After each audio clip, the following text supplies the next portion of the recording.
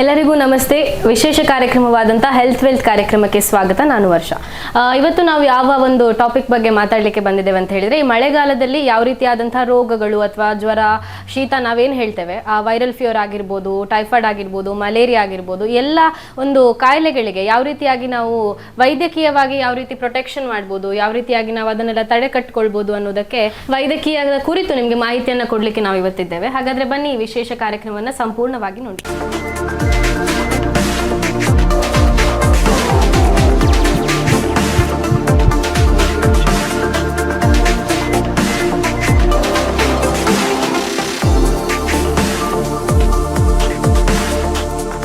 ನಾವಿವತ್ತು ಪುತ್ತೂರಿನ ಖ್ಯಾತ ವೈದ್ಯರಾದಂತಹ ಡಾಕ್ಟರ್ ರವಿನಾರಾಯಣ್ ಸಿ ಅವರು ನಮ್ಮ ಜೊತೆ ಇದ್ದಾರೆ. ಸರ್ ನಮಸ್ತೆ. ನಮಸ್ಕಾರ. ಹೇಗಿದ್ದೀರಿ ಸರ್? ಫೈನ್. ಈಗ ಶೀತ, ಈ ಮಳೆಗಾಲದಲ್ಲಿ ಶೀತ ಜ್ವರ ಇದೆಲ್ಲ ಕಾಮನ್ ಸರ್. ಈಗ ಅದು ಬರದಾಗೆ ಹೇಗೆ ಪ್ರಿಕಾಷನ್ಸ್ ತಗೊಳ್ಬೋದು ಸರ್?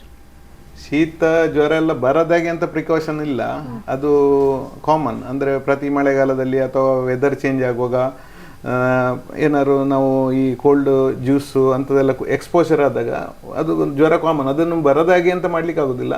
ನಮ್ಮ ಇಮ್ಯುನಿಟಿಯನ್ನು ರೈಸ್ ಮಾಡೋದರ ಮೂಲಕ ನಾವು ಜ್ವರ ಶೀತವನ್ನು ತಡೆಗಟ್ಬೋದು.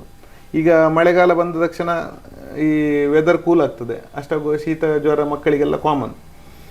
ಅದು ಬಂದ ಕೂಡಲೇ ನಾವು ತಕ್ಷಣ ನಮ್ಮ ಯಾರು ಕುಟುಂಬ ವೈದ್ಯರ ಹತ್ರ ಹೋಗಿ ಸಲಹೆ ತಗೊಳ್ಬೇಕು, ಅಥವಾ ಮಾತ್ರೆ ನಮ್ಮ ಔಷಧೋಪಚಾರಗಳು ಇರ್ತದಲ್ಲ ಅದನ್ನು ತಗೊಳ್ಬೇಕು, ಅಥವಾ ಮನೆಯಲ್ಲಿ ಮಾಡುವ ಕೆಲವರು ಮನೆಯಲ್ಲಿ ಮಾಡ್ತಾರೆ ಔಷಧಿಗಳನ್ನು, ಈ ಕಿರತಗಡ್ಡಿ ಕಷಾಯ ಅಂಥದ್ದೆಲ್ಲ ಮಾಡಿ ಕುಡಿಬೋದು ಮನೆಯಲ್ಲಿ. ಮಾತ್ರ ಅಲ್ಲ, ನಾವು ಮನೆಯ ಆಸುಪಾಸು ಎಲ್ಲ ಸ್ವಚ್ಛ ಇಟ್ಟುಕೊಳ್ಬೇಕು. ಅಂದರೆ ಈ ಡೆಂಗ್ಯೂ ವೈರಸ್ ಎಲ್ಲ ಬರದಾಗೆ ಮನೆಯ ಆಸುಪಾಸೆಲ್ಲ ನೀರು ನಿಂತಿರ್ತದೆ, ಆ ನೀರು ನಿಂತಿರುವ ಜಾಗವನ್ನು ಶುಚಿಗೊಳಿಸೋದು, ಅಥವಾ ಈಗ ನಮ್ಮ ಕಣಿ ಅಂತ ಇರ್ತದೆ ನೋಡಿ, ಅದರಲ್ಲಿ ಬ್ಲಾಕ್ ಆಗಿರ್ತದೆ, ಅದನ್ನೆಲ್ಲ ಕ್ಲೀನ್ ಮಾಡೋದು. ಮತ್ತು ಔಷಧ ಸಿಂಪಡಿಸಬೇಕು ಸ್ವಲ್ಪ ಮನೆಯ ಆಸುಪಾಸು. ಈ ಫಿನಾಯಿಲ್ ಅಂಥದ್ದೆಲ್ಲ ಸಿಂಪಡಿಸಿದರೆ ಈ ಸೊಳ್ಳೆಯ ಕಾಟ ಕಡಿಮೆ ಆಗ್ತದೆ. ಅದರಿಂದ ಈ ಡೆಂಗ್ಯೂ ಜ್ವರ ಬರುವಂಥದ್ದು ಅಥವಾ ಮಲೇರಿಯಾ ಬರುವಂಥದ್ದು ಸ್ವಲ್ಪ ನಿಯಂತ್ರಣ ಆಗ್ತದೆ. ಆಮೇಲೆ ಈ ವೈರಸ್ ಜ್ವರ ಅಂತ ಹೇಳೋದು ಈ ಹವೆಗೆ ಕಾಮನ್.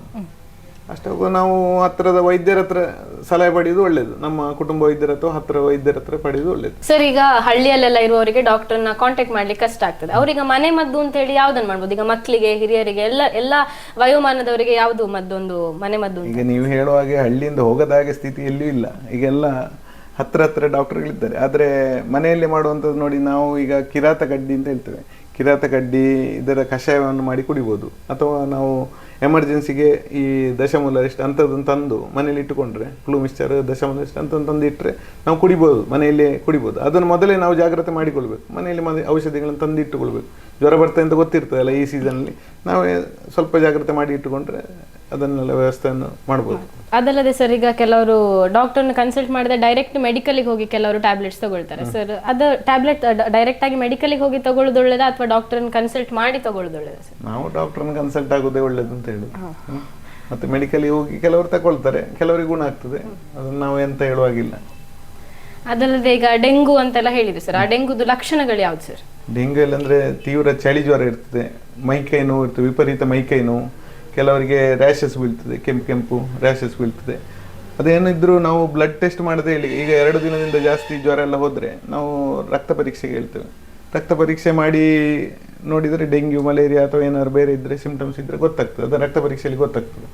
ಹಾಗೆ ಜ್ವರ 2 ದಿನದಿಂದ ಜಾಸ್ತಿ ಹೋದರೆ ನಾವು ಅದನ್ನು ರಕ್ತ ಪರೀಕ್ಷೆ ಮಾಡಿಸೋದು ಉತ್ತಮ ಅಂತ ನಾವು ಅಭಿಪ್ರಾಯ. ಅದಲ್ಲದೆ ಈಗ ಮಳೆಗಾಲದಲ್ಲಿ ಬೇರೆ ಯಾವ ರೀತಿಯಾಗಿರುವಂತಹ ಜ್ವರ ಎಲ್ಲ ಬರ್ತದೆ ಸರ್? ಮಳೆಗಾಲದಲ್ಲಿ ಅಂತೆಲ್ಲ ಎಲ್ಲ ಸೀಸನಲ್ಲಿ ಬರ್ತದೆ. ಈಗ ಟೈಫಾಯ್ಡ್ ಬರ್ತದೆ, ಡೆಂಗ್ಯೂ ಬರ್ತದೆ, ಮಲೇರಿಯಾ ಬರ್ತದೆ. ಈ ಟೈಫಾಯ್ಡಲ್ಲಿ ಎಸ್ಪೆಷಲಿ ನಾವು ಸ್ವಲ್ಪ ಆಹಾರದ ಬಗ್ಗೆ ಗಮನ ಕೊಡಬೇಕಾಗ್ತದೆ. ಈಗ ನಿನ್ನೆ ಫ್ರಿಜ್ಜಲ್ಲಿ ಇಟ್ಟು ತಿನ್ನೋದು, ಅದನ್ನು ಬೇಯಿಸಿ ತಿನ್ನೋದೆಲ್ಲ ಮಾಡಬಾರ್ದು. ಮತ್ತು ಹಳಸಿದ ಆಹಾರಗಳನ್ನು ಜಾಸ್ತಿ ಸೇವನೆ ಮಾಡಬಾರ್ದು. ಮತ್ತು ಆದಷ್ಟು ಶುಚಿಯಾದ ಆಹಾರ. ಈಗ ಕೆಲವು ಸಲ ನಮ್ಮ ಇಮ್ಯುನಿಟಿ ಕಡಿಮೆ ಆಗಲಿಕ್ಕೆ ಕಾರಣ ಅಂದರೆ ನಾವು ಪೇಟೆಯಲ್ಲಿ ಉಂಟಲ್ಲ, ಈ ಕೆಮಿಕಲ್ ಹಾಕಿರ್ತಾರೆ. ಮಾವಿನ ಹಣ್ಣು, ಎಲ್ಲ ಹಣ್ಣುಗಳಿಗೆ ಈಗ ಕೆಮಿಕಲ್ ಹಾಳಾಗದಾಗೆ, ಅದನ್ನು ತಿಂದ ತಕ್ಷಣ ಸ್ಟಾರ್ಟ್ ಆಗ್ತದೆ ಗಂಟ್ಲು ಕೆರಿಲಿಕ್ಕೆ, ಜ್ವರ ಬರಲಿಕ್ಕೆ. ಆದಷ್ಟು ಅದನ್ನು ಅವಾಯ್ಡ್ ಮಾಡೋದು ಒಳ್ಳೆಯದು. ನಾವು ಮನೆಯಲ್ಲಿ ಮಾಡಿದ ತರಕಾರಿ ಆಹಾರಗಳನ್ನು ಯೂಸ್ ಮಾಡೋದು ಒಳ್ಳೆಯದಂತ ನನ್ನ ಅಭಿಪ್ರಾಯ. ಮತ್ತು ಮಕ್ಕಳಿಗೆ ಹಾಗೆ, ಮಕ್ಕಳಿಗೆ ನೀವು ದಿನನಿತ್ಯ ಹೋಗುವಾಗ, ಶಾಲೆಗೆ ಹೋಗುವಾಗ ಬಿಸಿ ನೀರನ್ನು ಕೊಟ್ಟು ಕಳಿಸಬೇಕು, ಇದರಲ್ಲಿ ಯಾವುದರಲ್ಲಿ ಫ್ಲಾಸ್ಕಲ್ಲಿ. ಆಮೇಲೆ ಟಿಫಿನ್ ಅಷ್ಟೇ, ಒಳ್ಳೆ ಆಹಾರ ಆ ದಿನ ಬೆಳಿಗ್ಗೆ ಮಾಡಿದ್ದು ಕೊಟ್ಟರೆ ಒಳ್ಳೆಯದು. ನಿನ್ನದೆಲ್ಲ ಮಾಡಿ ಬಿಸಿ ಮಾಡಿ ಕೊಟ್ಟರೆ ಮಕ್ಕಳಿಗೆ ಟೈಫಾಯ್ಡ್ ಎಲ್ಲ ಬರೋದು ಜಾಸ್ತಿ ಇರ್ತದೆ. ಹಾಗೆ ಮಕ್ಕಳ ಬಗ್ಗೆ ಗಮನ ಕೊಡಬೇಕು, ಮಕ್ಕಳ ಆರೋಗ್ಯ ಬಗ್ಗೆ ಗಮನ ಕೊಡಬೇಕಾಗ್ತದೆ ನಾವು. ಹಾಗೆ ಸೊ ಇಷ್ಟೊತ್ತು ನಮ್ಮ ಜೊತೆ ಡಾಕ್ಟರ್ ರವಿನಾರಾಯಣ್ ಅವ್ರು ಸರ್ ನಮ್ಮ ಜೊತೆ ಇದ್ರು. ಮಳೆಗಾಲದಲ್ಲಿ ಯಾವ ರೀತಿಯಾಗಿ ವೈದ್ಯಕೀಯವಾಗಿ ನಾವು ಪ್ರಿಕಾಷನ್ಸ್ ತಗೊಳ್ಬೇಕು, ಯಾವ್ಯಾವ ರೀತಿಯಂಥ ಕಾಯಿಲೆಗಳು ಬರ್ತದೆ, ನಾವು ಹೇಗೆ ಡೆಂಗು ಆಗಿರ್ಬೋದು, ಮಲೇರಿಯಾ ಆಗಿರ್ಬೋದು, ಎಲ್ಲದರ ಬಗ್ಗೆ ನಮಗೆ ಮಾಹಿತಿ ಕೊಟ್ಟರು. So thank you so much sir. ಧನ್ಯವಾದ.